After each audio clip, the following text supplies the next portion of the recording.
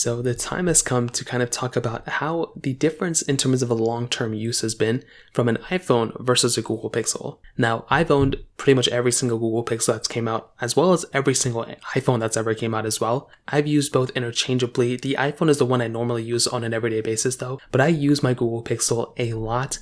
And I will definitely tell you, from all the Pixels I've owned, from all the iPhones I've owned, there isn't really one that is the no-brainer, that is this is the way better phone than the other one. Year after year after year, there's been very, very interesting things that both manufacturers have done to sway the user to go and buy that phone over the other one. And I feel like we're going to come into a very interesting point where there's going to be a lot more similarity between both these devices than ever before. Now, I want to start off with the price tag. Between both, you are honestly getting from both usually better price per dollar phones from the Google Pixel side than from the iPhone side. For example, the Pixel 7 Pro is still a couple $100 cheaper than the iPhone 14 Pro Max, and that's probably going to happen forever now. I think for the years and years to come, typically you are pretty much going to be getting a cheaper phone comparably from the Google Pixel side to the iPhone side. So is that a big deal? Not really. It's not like the end of the world or anything, but that is kind of one thing to kind of keep in mind there. Now, I would also probably say on the iPhone side, typically sometimes the hardware can be better. Like if I'm holding my iPhone 14 Pro and I'm holding my Google Pixel 7, I do feel like the iPhone 14 Pro is a better, more premium feeling device. But if I'm comparing an iPhone 14 to a Pixel 7,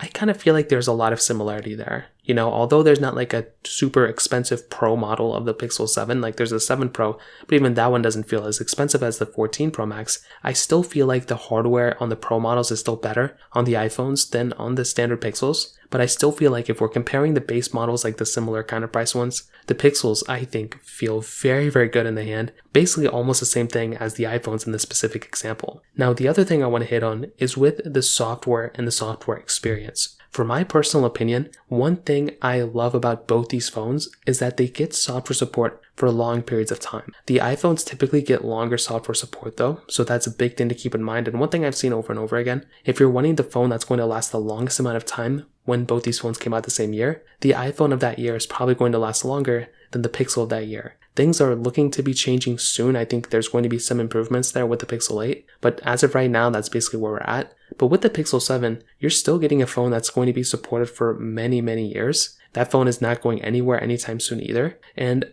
I always do like how Google doesn't release the betas, for all the Pixels, but they don't really give all the software updates at the same time on the Pixels like on iPhones. I love iPhones because when a software update comes out, it comes out for all the phones at the same time. And with other devices like with Pixels, that's not always the case, but it's still very, very similar, and there's still a lot of overlap between those two. Now, another thing I like on the Google side is that I do feel like year after year after year, Google does kind of bring more like unique novelty features inside of their devices, where I feel like Apple has a really good thing going, and they kind of wait until the next version of iOS comes out to release or announce some of those features. So what I mean by that is within iPhones, typically, like with Dynamic Island, with ProMotion, with some other things here and there, I feel like there are some features that Apple adds, but they kind of, wait until the next version of iOS to kind of go ahead and give us really cool or like really unique features. With the Pixels, I feel like as soon as the new Pixel comes out, there's always like some funny novelty or some cool thing that Google brings us to those devices.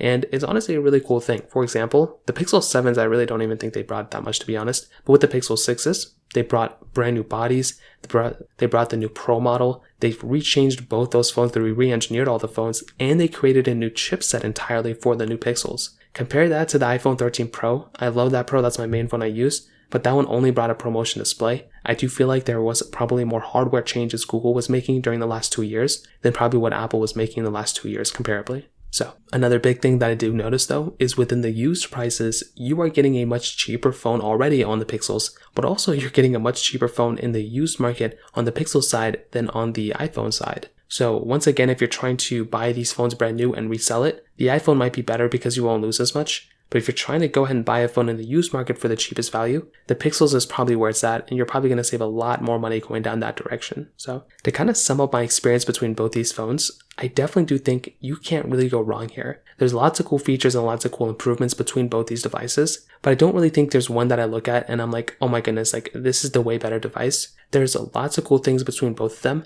and I do think there's lots of improvements that both manufacturers need to, kind of bring. But I do think Google and Apple have a really good thing going on now, and if they just keep making these phones as they are, I think I'm going to keep buying them. So that kind of covers it up there. If you have any other thoughts or questions, let me know in the comment section below. Hit the like button, that would mean so much, but definitely hit that subscribe button. More importantly than everything else, I love every single one of you guys. Hopefully I'll catch you guys in the next video. Peace out till then.